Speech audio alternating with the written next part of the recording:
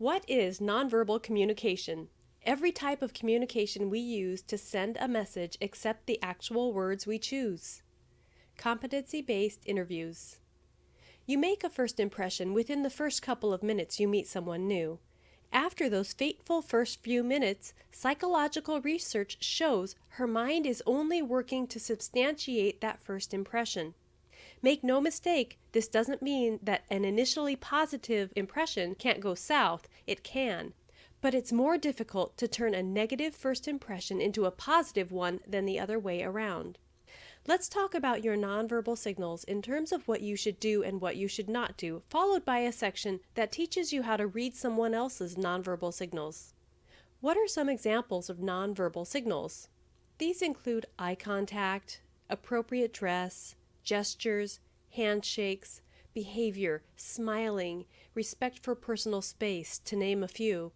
You can make a good nonverbal impression by nodding, use appropriate hand gestures, smiling, being alert, and laughing.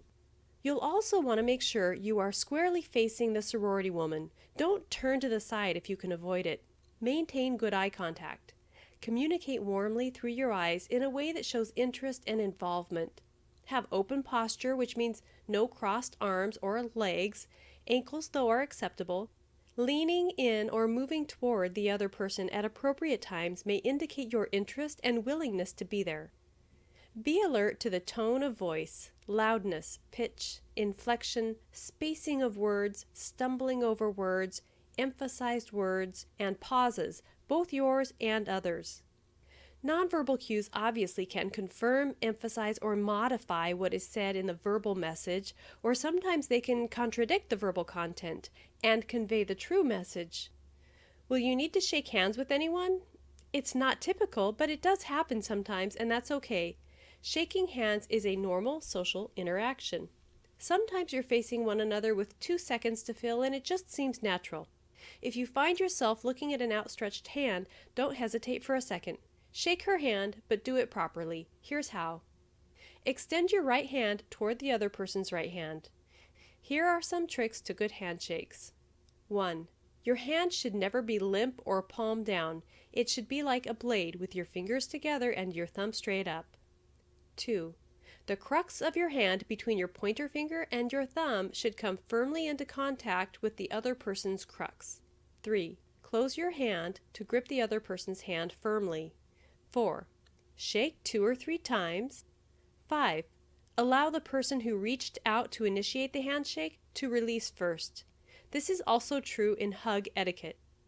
What not to do? Sorority members will get the feeling that you're dishonest or flat out lying to them if you 1. Use nonverbal signals that contradict your words. 2. Fidget and avoid eye contact at certain times. 3. Talk more slowly and make more speech errors than most candidates. 4. Guard your mouth, touch your nose, or rub your eyes. 5. Twist your hair, play with your fingernails, or rock back and forth. If facial behavior contradicts verbal behavior, the facial expression will dominate the impact of the total message. Competency-based interviews. Do you have trouble making eye contact when you speak? Since looking someone in the eye is an important aspect of appearing trustworthy and honest, it's critical to presenting a good impression. If you struggle with this, use the following trick. Instead of looking into someone's eyes, look at the bridge of her nose, between the eyes. Your conversation partner will feel like she has eye contact, and you can remain a bit more comfortable. Let's talk for a minute about posture. If you see a group of women standing together smiling but slouching, and you compare that to a very similar picture except the women have great posture, what is the difference you perceive in those women? If you said anything resembling self-esteem, self-worth, or pride, you're right on. Your posture reflects your confidence level. Good posture can communicate high self-esteem, confidence, and happiness. It can even make someone perceive you as more beautiful and value you as a high-quality, more open, and understanding friend. Go figure. Doesn't knowing this make you wonder what your posture conveys?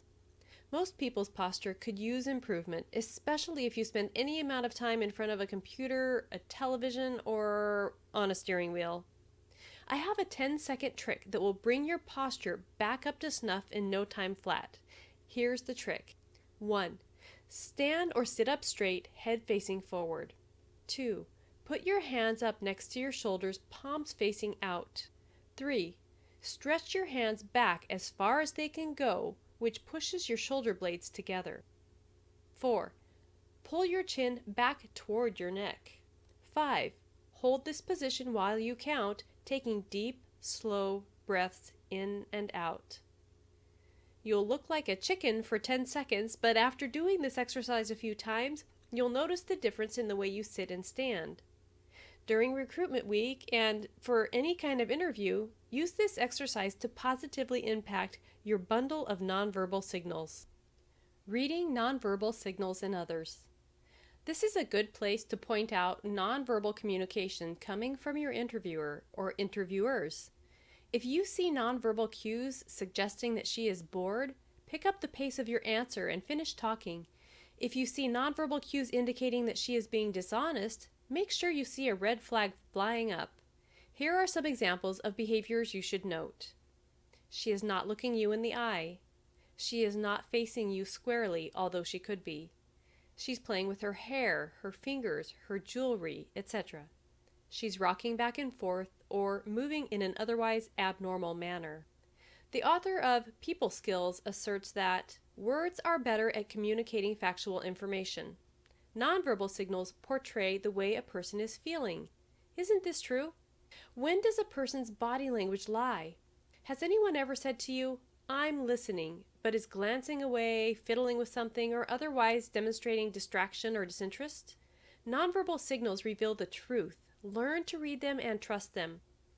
Now you know some keys about how you should appear to sorority members during sorority recruitment, and even a few tips about what to look for in those sorority members in terms of nonverbal behaviors. Combined with the conversational fundamentals you now know, the position you have chosen, the compelling pieces of evidence you've selected, and the conversation you are now prepared to have, you are almost completely prepared for sorority recruitment. There's just one more thing.